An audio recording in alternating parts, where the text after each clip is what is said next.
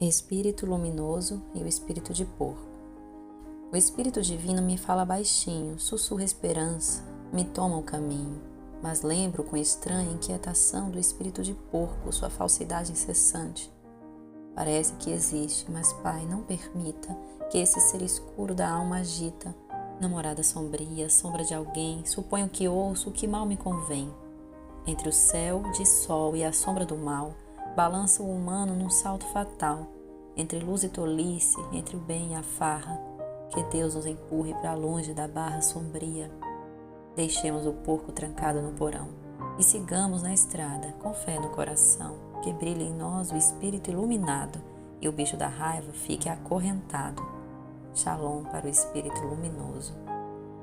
Poema Espírito Luminoso e Espírito de Porco, do poeta Antônio Galvão, lido por Nós Sou.